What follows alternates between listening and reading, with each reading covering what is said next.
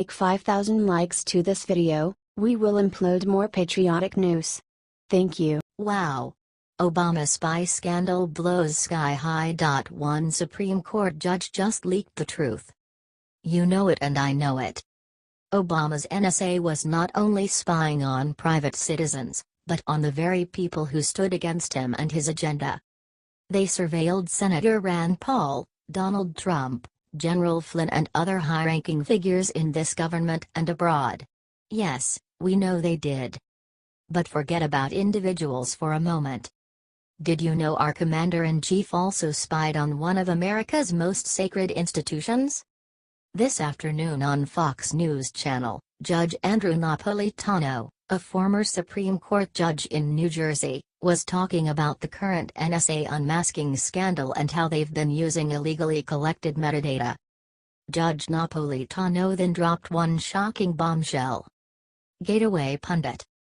Judge Napolitano, Justice Scalia told me that he often thought the court was being surveilled.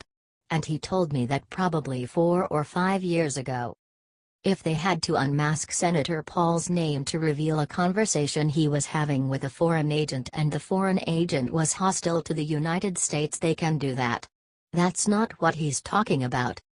They're talking about unmasking him when he's having a conversation with his campaign manager when he's running in the Republican primary. During the discussion, Judge Napolitano also said Barack Obama could be subpoenaed to testify if he viewed the unmasked intelligence.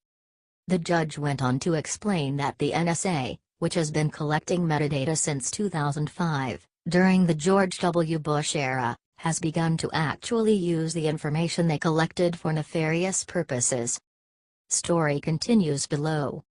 In congressional hearings last week, both James Clapper and Sally Yates were extensively questioned about the unmasking of data from the NSA-collected archives. Senator Charles Grassley, who is in charge of the investigations regarding the leaks that have been occurring in the government intelligence community since Trump won the election, grilled the former Director of National Security and the former Acting Attorney General about their knowledge of this scandal. The resounding answer was, "I can't discuss that answer in this forum because of the confidential nature of the information." Let me get this straight, everything that we talk about, the employer, is open source material for the government. But everything you talk about, the employee, is confidential and redacted. Yeah. Makes total sense. Obama's previously leaked spy list just grows longer and longer, doesn't it? Who didn't he spy on? Source: Gateway pundit.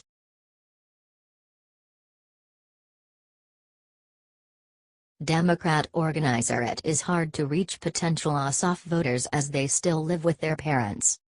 A Democrat percent captain who is currently in Jon Ossoff's congressional campaign team has revealed lately that too many constituents are hard to reach since they are still under the same roof with their parents. Jessica Ziegler reached out to Slate, explaining how Republican parents went mad at the intentional use of their children as political methods and tools for Ossoff. Last month, Jessica Ziegler, a precinct captain for Jon Ossoff's congressional campaign, realized that reaching millennial voters was almost impossible. Young voters are often registered at their parents' address, and many of those parents are enraged when Democratic canvassers show up at their door. The Republican parents were the angriest people. When you are targeting their child, or heaven forbid their child might not think the same way as them, it becomes ugly. Based on these comments, it appears Ziegler is all about dividing families for petty political reasons. Take a look at Ossoff's campaign and you can easily tell it's a smokescreen created to simply piss off President Trump. It's more petty muhash resisting. The Georgia special congressional election is a notable and important one in that folks on both sides of the aisle view it as a litmus test for how the electorate will respond to the first months of the Trump presidency, the Daily Caller's Jack Crow states. We would be happy to hear your thoughts and predictions.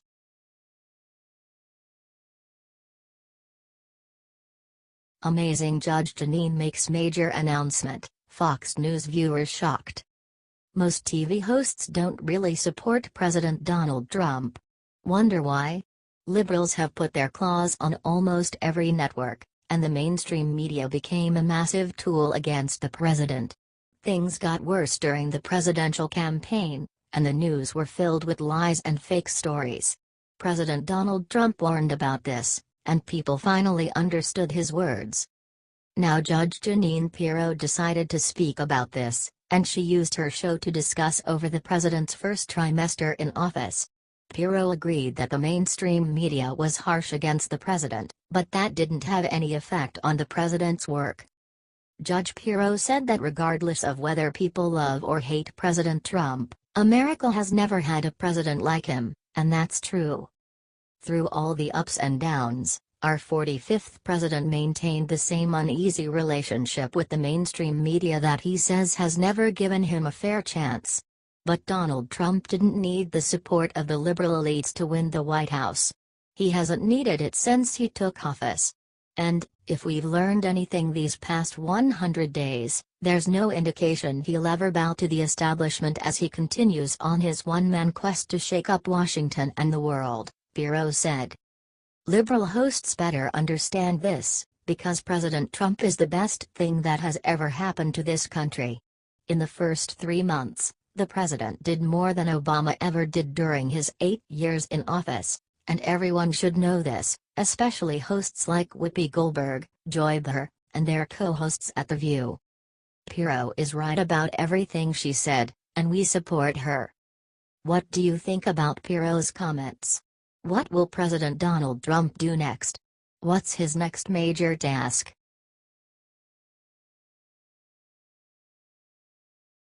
Massive news: Trump will acquire Susan Rice unmasking records from Obama library. Judicial Watch announced that the National Security Council, NSC, on May 23, 2017, informed it by letter that the materials related with the unmasking by Obama National Security Advisor Susan Rice of the identities of any U.S. citizens associated with the Trump presidential campaign or transition team were removed government possession.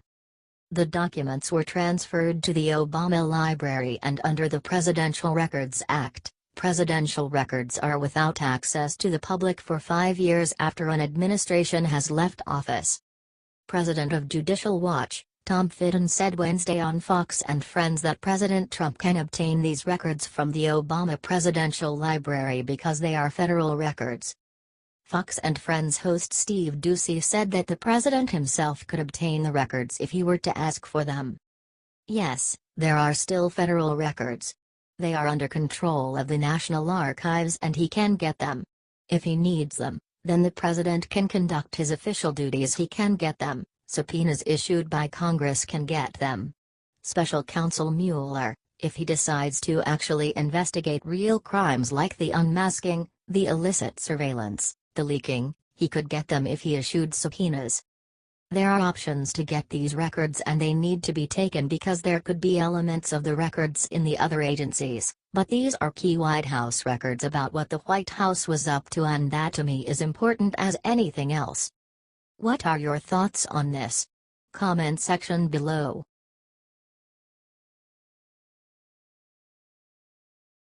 Game changer: Jeff Sessions just did something for Trump that will have Obama screaming. In yet another crackdown on Obama-era corruption, Attorney General Jeff Sessions sent out a memo Wednesday stating that the Department of Justice, DOJ, would end an Obama administration policy of directing large corporations to settle lawsuits by paying unrelated outside groups. Those payments will now go instead to either victims or the Treasury Department. Republicans had accused Eric Holder's Justice Department of creating slush funds for liberal interest groups with the practice. AG Sessions said of the rule change: when the federal government settles a case against a corporate wrongdoer, any settlement funds should go first to the victims and then to the American people, not to bankroll third-party special interest groups or the political friends of whoever is in power. He continued with, unfortunately, in recent years the Department of Justice has sometimes requires or encouraged defendants to make these payments to third parties as a condition of settlement. With this directive, We are ending this practice and ensuring that settlement funds are only used to compensate victims, redress harm, and punish and deter unlawful conduct. An example of this Obama administration practice would be when Gibson Guitar Group had to donate to the Fish and Wildlife Foundation as part of an agreed settlement with the DOJ for illegally importing exotic wood. Republicans in both the House and Senate have been demanding that this practice end practically since its inception. Here's one congressman urging the corrupt policy to be put to bed. "All I can say is thank God President Trump is in charge to flush out these corrupt practices. Obama and Eric Holder probably don't want people to see their legacy of corruption being dismantled, so share this story 10 million times to get the word out." Source: Liberty Writers.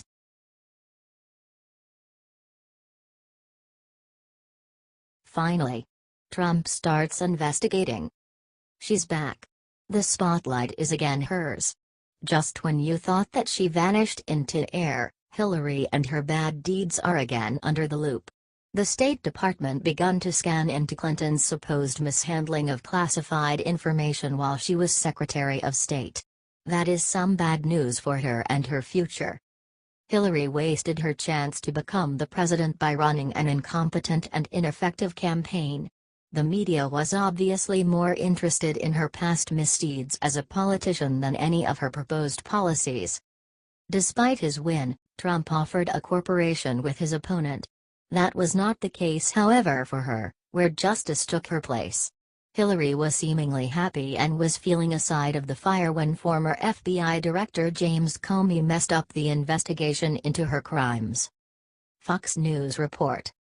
The department's investigation aimed to determine whether Clinton and her closest aides violated government protocols by using her private server to receive, hold and transmit classified and top-secret government documents.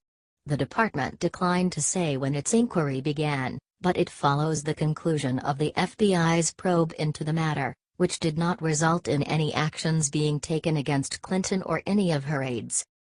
Imagine if other believers had the strength to vote for Hillary and now there was president that is under investigation by the State Department. The investigation is fueled with actual facts now more than ever. Judicial Watch's Chris Farrell told New Fox. There is no better evidence that when it comes to Hillary Clinton and her coterie, laws are for the little people. Now do you see why people were with banter, lock her up? Hillary is not so innocent as she expects.